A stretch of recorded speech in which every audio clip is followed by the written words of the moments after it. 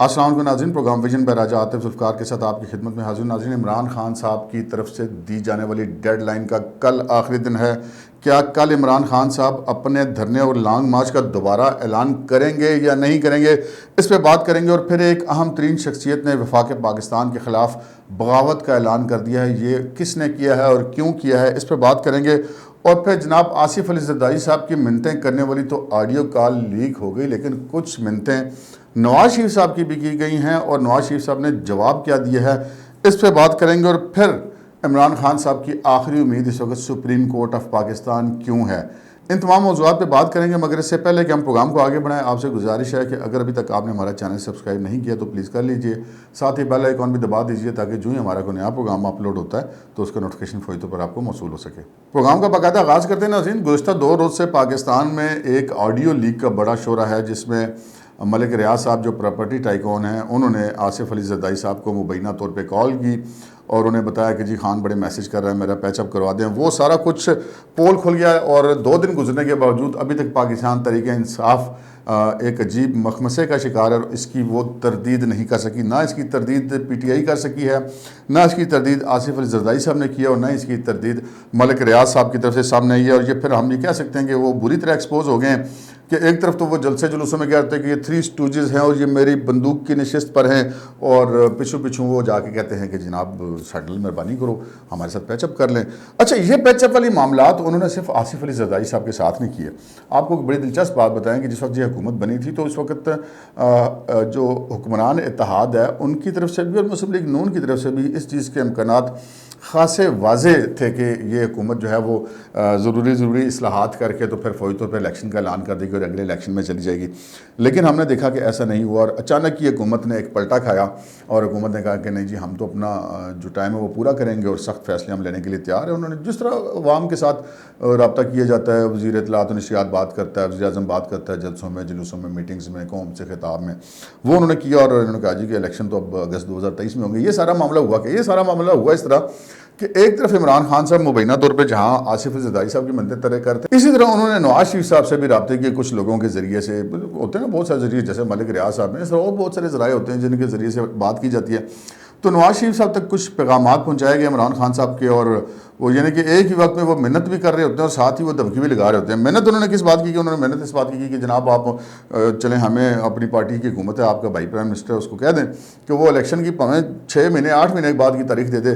چلیں جی، ہمیں skin face saving ہمیں مل جائے گی تو ہمیں اس طرح کی تاریخ دے دو. نواز شریف نے کہا کہ جی میں یہ بات کیوں کروں. انہوں نے کہا جی دیکھیں، اگر اس طرح نہیں کریں گے تو پھر عمران خان کہتا ہے کہ جی پھر میں دھرنا دوں گا اور لانگ مارچ کروں گا. جب نواز شریف صاحب نے یہ بات سنی کہ وہ یہ کہتا ہے کہ میں دھرنا دوں گا یا لانگ مارچ کروں گا، تو نواز شریف صاحب کو پتہ بڑے ٹھنڈے مزاج کے آدمی ہیں، تو انہوں نے کیا دیا کہ تو پھر ان سے کہیں کہ جائیں کر لیں دھرنا اور مارچ، اور پھر یہ حکومت تو اب اگست 2023 تک چلے گی.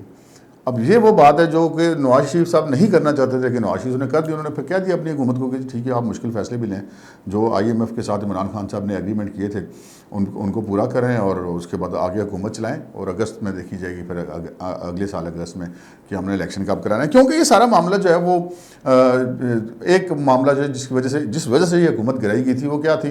وہ یہ گرائی گئی تھی کہ جو حکمران اتحاد ہے اس وقت یہ اپوزیشن کا اتحاد تھا، وہ یہ نہیں چاہتے تھے کہ عمران خان صاحب وزیر اعظم کی حیثیت سے اگلے آرمی چیف کی تعیناتی کریں، کیونکہ ان کو یہ لگتا تھا، اب یہ غلط ہے یا درست ہے جو بھی ہے، ان کو یہ لگتا تھا کہ عمران خان صاحب جب یہ کام کریں گے تو وہ اپنے مقاصد کو دیکھیں گے.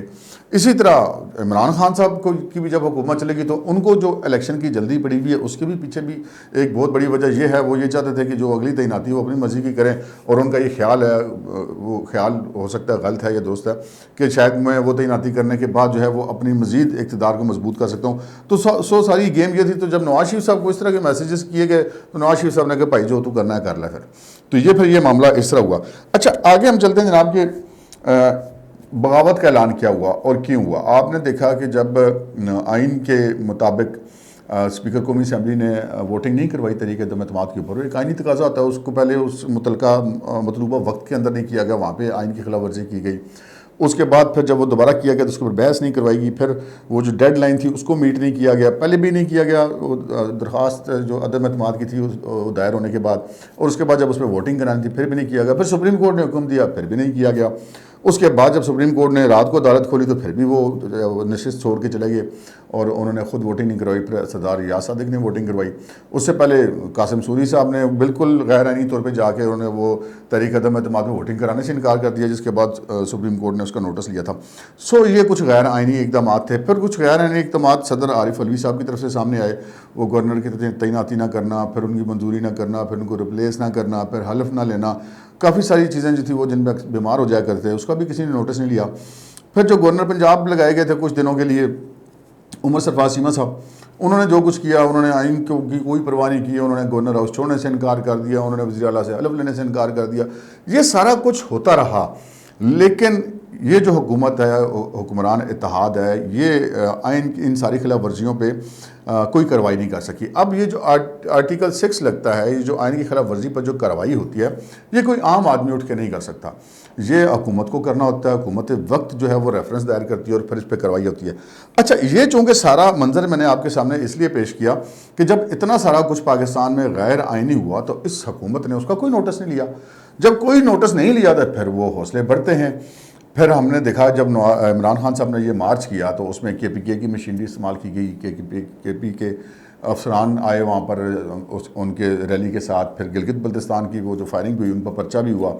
پھر اب وزارت داخلہ نے کہا کہ جی جو سرکاری افسران وفاق کے اور جو اس سیاست میں ملوث تھے ان کے خلاف ہم کارروائی کریں گے. تو پھر ایک وزیر اعلیٰ KP محمود جان بابر, جن کو عذرائے طنز KP کا عثمان بزدار کہا جاتا ہے, انہوں نے جناب آج ایک بڑک مار دی.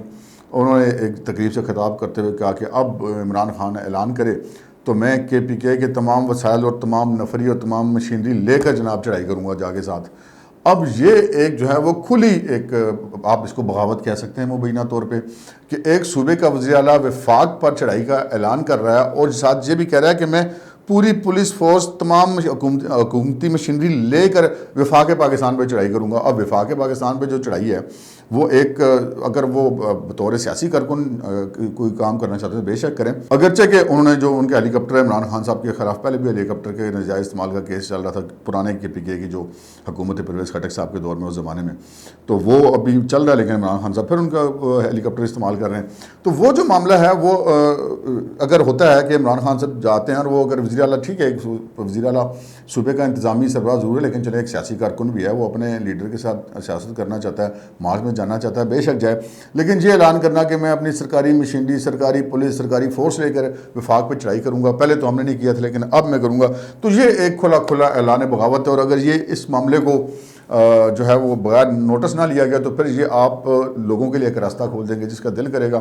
کل اگر عمران خان صاحب کی حکومت ہے تو کیا وزیر اعلیٰ سندھ مراد علی شاہ سندھ پولیس کو اور سندھ پولیس کی مشینری کو لے کر اگر چڑھائی کر دیں تو اس کو ہم جائز قرار دے دیں گے؟ بالکل بھی جائز نہیں قرار دے دیں گے. سیاسی مارچ ہر ایک بندے کا حق ہے, احتجاج کرنا ہر ایک کا حق ہے. اچھا, اب یہ جو دو پوائنٹس ایسے ہیں جو آپس میں انٹر کنیکٹ ہیں. میں نے آپ سے عرض کیا کہ عمران خان صاحب نے جو ڈیڈ لائن دی تھی کل, اس کا آخری دن ہے, 6 دن پورے ہو جاتے ہیں, اور ان کی آخری امید جو ہے وہ سپریم کورٹ ہے. سپریم کورٹ ایسے ہے کہ آپ کو پتہ ہی ہے, سپریم کورٹ کے پاس جب یہ گئے تو سپریم کورٹ نے کہا جن کو گرفتار نہ کیا جائے, راستے کھلے جائیں, راستے کھل گئے, گرفتاریاں نہیں کی گئیں, گرفتار شدگان کو رہا کرنے کا حکم دیا گیا, وکلاء وغیرہ کو ان کو رہا بھی کر دیا گیا. خان صاحب آئے بھی, لیکن اس کے باوجود وہ پورے رستے رکتے آئے. انہوں نے 7-8 گھنٹے کشمیر ہائی وے پہ گزار دیے کہ شاید کوئی بندے زیادہ ہو جائیں, لیکن وہ بندے نہیں ہو سکے. اور پھر وہ انہوں نے جو سپریم کورٹ میں کہا تھا کہ جی ہم نے وہ H9 میں جگہ پہ کرنا ہے دھرنا, لیکن وہ وہاں پر نہیں گیا اور سیدھے ڈی چوک کی طرف مسلسل کال دیتے رہے. اچھا, جب اگلے دن سپریم کورٹ میں توہین عدالت کی درخواست لگی تو سپریم کورٹ نے توہین عدالت کا نوٹس بھی نہیں دینا مناسب سمجھا, اور ان کے وکیلوں کو بھی بولنے کی اجازت نہیں دی. اجازت خود ہی مبینہ طور پہ وکالت کر کے ان کو کہا جی جائیں آپ. انہوں نے درخواست نمٹا دی. بولے سپریم کورٹ نے جو بہتر سمجھا ہوگا کیا ہوگا, لیکن اس سے یہ ہوا کہ عمران خان صاحب کا اس وقت جو سارا وزن جو ہے وہ سپریم کورٹ کے اوپر وہ ڈال رہے ہیں. اچھا, ساتھ ساتھ وہ بھی فواد چوہدری صاحب بھی, یہ تمام لوگ جو ہیں وہ ان کے اوپر وزن بھی ڈال رہے ہیں, اسٹیبلشمنٹ کو بھی پکار رہے ہیں کہ جی آپ مداخلت کریں, آپ ادارے تماشا دیکھ رہے ہیں. اس قسم کی تقریریں آپ نے سنی ہے عمران خان صاحب کی. تو وہ ان کو عمران خان صاحب تو جتنا ان کا سیاسی کیریئر ہے وہ کبھی بھی سہاروں کے بغیر آگے نہیں بڑھے. تو اب وہاں سے ان کو, چونکہ ہمارے جو پاکستان کی فوج ہے انہوں نے کہا دیا بھائی ہم یہ پولیٹیکل ہیں, ہم سیاسی معاملات میں حصہ نہیں لیں گے, جو حکومتی معاملات ہوتے ہیں وہ جو ان کی فرائض میں شامل ہیں وہ پورے کرتے ہیں. تو ان کا باقی ہم جو ہے وہ سیاست میں ہمارا کوئی تعلق نہیں ہے. خان صاحب کی اب آخری امید سپریم کورٹ ہے, کیونکہ سپریم کورٹ نے جس طرح رات کو عدالت کھلنے کے بعد خان صاحب کی تقریروں میں تنقید کا نوٹس لینے کے بجائے ان کو اکاموڈیٹ کرنے کا فیصلہ کیا, تو وہ تو نظر آ رہا ہے جو بھی فیصلہ کیا. تو وہ اس کے بعد اب انہوں نے سارا ملبہ ڈال دیا. اچھا اب وہ جو کل ان کا کیس لگ رہا ہے سپریم کورٹ میں کہ جی ہمیں بتایا جائے کہ ہمیں آزادی سے احتجاج کرنے کی پرامن احتجاج کی اجازت ہے. یعنی یہ ایک ایسا سوال ہے جس کو کرنے کے لیے شاید سپریم کورٹ میں جانے کی ضرورت نہیں تھی. ضرورت ایسے نہیں تھی. کیا مارچ کرنے سے پہلے مریم نواز شریف نے مارچ کیا اور حمزہ نے, کیا وہ گئے؟ کیا بلاول زرداری نے مارچ کیا, کیا وہ گئے؟ کیا مولانا فضل الرحمان نے مارچ کیا, کیا وہ گئے؟ نہیں گئے. اس کی وجہ یہ تھی کہ بھائی وہ آئے مارچ لے کر, جو ان کو جگہ تفویض کی گئی تھی وہاں پر گئے, ایک پتہ نہیں ٹوٹا, ایک گملہ نہیں ٹوٹا, ایک بلب نہیں ٹوٹا, اور اگلے اپنا احتجاج کر کے واپس چلے گئے کیونکہ انہوں نے پرامن کرنا تھا. یہاں بھی معاملہ یہ تھا کہ پہلے بھی یہ اعلان کر رہے تھے یہ خونی مارچ ہوگا, لوگوں کی جانیں آئیں گی, لوگ خودکشیاں کریں گے, اور پھر پہنچو اور گرفتاریوں سے نہ گھبرانا. اور پھر وہ آپ کو پتہ ہے ایک دن پہلے وہ پولیس والے پہ فائر کر دیے اسلام لاہور میں, پولیس والا بھی شہید ہو گیا. تو ایک سچویشن ایسی بن گئی تھی. اب یہ معاملہ یہ ہے کہ چلیں سپریم کورٹ نے اس وقت آپ کے لیے رستے بھی کھلوا دیے سارا کچھ, تو اب آپ کس قسم کی وضاحت کرنا چاہ رہے ہیں؟ بنیادی طور پہ ایک ہی کسر رہ گئی ہے کہ سپریم کورٹ یہ بھی کہے کہ جناب یہ جو دھرنا دینے کے لیے خان صاحب بندے لے کر آئیں گے, اور یہ سارے بندے بھی نہ صرف یہ کہ آنے دیے جائیں بلکہ شاید ادھر ان کو ٹرانسپورٹ بھی دی جائے, ان کو ادھر کھانا بھی دیا جائے, اور ان کے سر میں درد ہو چمپی کرنے والا بندہ بھی دے دیں. یہی کسر رہ گئی, اور تو کوئی کسر رہ نہیں گئی. تو خان صاحب کی جو ہے وہ ساری امیدیں سپریم کورٹ پہ ہیں. لیکن اس کے باوجود میں اگر آپ سے یہ کہوں کہ عمران خان صاحب اس پوزیشن میں ہیں کہ نہیں کہ وہ مارچ ابھی کر سکیں گے یا نہیں کر سکیں گے, اگلے کم از کم 3-4 مہینے تک تو عمران خان صاحب قطعاً اس پوزیشن میں. اس کی بہت ساری وجوہات. ایک تو سب سے بڑی وجہ موسم ہے. موسم بہت زیادہ گرم ہے. اس موسم میں کوئی بھی سیاسی تحریک جو پاکستان کے اندر چلنا بڑا مشکل ہوتا ہے. دوسری بات یہ کہ عمران خان صاحب ماضی میں بھی اگر انہوں نے دھرنا دیا تھا اور انہوں نے مارچ کیا تھا تو اس زمانے میں ان کے پاس فنانسز بہت زیادہ تھے. اب ان کے پاس فنانسز تو ہیں لیکن اس لیول کے وہ مزے تو نہیں نا وہ جہانگیر ترین والے اور علیم خان والے. تو وہ اب چونکہ یہ بڑا خرچے والا کام ہے, سیاست کوئی مفت میں تو نہیں ہوتی. ایک تو یہ وجہ. دوسری بات یہ ہے کہ آج کور کمیٹی کا اجلاس تھا کے پی میں, اور اس اجلاس میں دھرنا دینے اور مارچ کرنے کے معاملے پر بھی شدید قسم کے اختلافات پائے گئے ہیں. اور جو 3-4 مین لوگ ہیں جس میں پرویز خٹک صاحب ہیں, اسد عمر صاحب ہیں, اور جو شاہ محمود قریشی صاحب ہیں, ان سب نے عمران خان صاحب کی اس بات سے اختلاف کیا ہے کہ جی یہ موسم بھی ایسا ہے, اس موسم میں ایسے کو دھرنا ورنا دینا اور اتنی جلدی. اب کہتے ہیں کہ جی پہلے میری تیاری نہیں تھی, کہ 1-1.5 مہینے کے حکومت سے اترنے کے بعد پورے پاکستان میں جلسے کرنے کے بعد بھی تیاری نہیں تھی, تو پھر اب ان 6 دنوں میں وہ تیاری کیسے ممکن ہے؟ تو فی الحال عمران خان صاحب کا جو ہے وہ ہمیں مارچ ہوتا ہوا اور دھرنا ہوتا ہوا دکھائی نہیں دے رہا. باقی انہوں نے آج پشاور میں وکلاء سے خطاب کیا کیونکہ خان صاحب جو ہے وہ مبینہ طور پہ اب اسلام آباد رہنے سے گریز کر رہے ہیں, اور وہ اپنے سے کہتے ہیں نا کہ سیف ہیون میں ایک اپنی جائے پناہ یا اپنا انہوں نے بنکر بنا رکھا ہے کے پی کے, جہاں پہ ان کی حکومت ہے, جہاں پہ ان کو خطرہ ہے کہ ان کو گرفتار کیا جائے گا. تو آج کے ان کی جو تقاریر تھی وکلاء کمیونٹی کے سامنے, وہ سن کے مجھے بڑا دکھ ہوا. ایک تو مجھے اس بات سے بڑا دکھ ہوا کہ انہوں نے نہ صرف توہین مسجد نبوی کا والا جو معاملہ ہوا تھا مبینہ طور پہ اس کی اس وقت بھی مذمت نہیں کی تھی, انہوں نے آج بھی نہیں کی, بلکہ آج بھی انہوں نے اس بات کو جائز قرار دیا اور یہ کہا کہ دیکھیں ان کو تو وہاں پر بھی یوں کہا گیا تھا. تو خان صاحب اپنی اس چیز پر قائم ہیں. دوسرے خان صاحب وہ جو پتہ نہیں ہے وہ کیا لوگوں کو سمجھتے ہیں کہ میں نے کون سا قانون توڑا تھا. وہ کون سی جگہ ہے جہاں پہ خان صاحب نے قانون نہیں توڑا؟ وہ کشمیر کا الیکشن ہو, چاہے وہ سپریم کورٹ کے احکامات ہوں, چاہے وہ آئین کا آرٹیکل ہو, چاہے کوئی معاملہ ہو. پھر کبھی کہتے ہیں جی یہ لوگ جو ہیں حکمران جو ہیں یہ ضمانت پر ہیں, ان کے خلاف کیسز ہیں. اچھا ایک تو پہلی بات ہے کہ خان صاحب اور عارف علوی صاحب خود ضمانتوں پر تھے, جو انہوں نے اپنے دور اقتدار میں آ کے وہ کیس ختم کروائے. جو یہ کہتے ہیں سپریم کورٹ کے کہ سپریم کورٹ دیکھے کہ ایف آئی اے یا کوئی اور ادارے اس حکومت کے کیس نے ختم کرائے, جبکہ خان صاحب کے اپنے کیسز ان کی اپنی حکومت میں ختم ہوئے. پھر وہ وکلاء کو کہہ رہے ہیں کہ ان کو تو سزا ہونے والی تھی, ان کو تو فرد جرم لگنے والی تھی. اب بطور کورٹ رپورٹر یہ بات میرے علم ہے کہ فرد جرم لگنا جو ہے وہ ایک ٹرائل کا آغاز ہوتا ہے, اس کا فیصلہ ہونے میں سالوں لگتے ہیں. یہ نہیں ہوتا کہ فرد جرم عائد ہوگی اور ساتھ ہی سزا ہو جائے گی, اس طرح تو نہیں ہوتا. اور یہ کس کو کہہ رہے ہیں؟ وکلاء کمیونٹی کے سامنے, کیونکہ کسی نے ان کو اٹھ کے ان کو چیلنج نہیں کرنا, کسی نے ان سے سوال ہی کرنا. سوال کرنے والے صحافی ویسے بھی نہیں ان کو اچھے لگتے. ایک صحافی نے پشاور میں سوال کر لیا تھا, تو اگلے دن کی جو پریس کانفرنس تھی وہ انہوں نے اپنے فرمائشی بندے اسلام آباد سے بلا کے کی تھی, انہوں نے پھر وہاں پہ پریس کانفرنس تو کی نہیں تھی. تو بہرحال جی خان صاحب دیکھتے ہیں اب ڈیڈ لائن ان کی ختم ہونے والی ہے, وہ اب ڈیڈ لائن کے بعد کیا اعلان کرتے ہیں. حالات جو ہیں وہ خان صاحب کے لیے قطعاً جو ہے وہ سازگار نہیں ہیں, اور ان ناسازگار حالات میں اگر وہ کوئی اس قسم کا ایڈونچر کرنا چاہتے ہیں تو یہ ان کی ایک اور بڑی سیاسی غلطی ہوگا. اب تک کے لیے اتنا ہی, اجازت دیجیے, اللہ حافظ.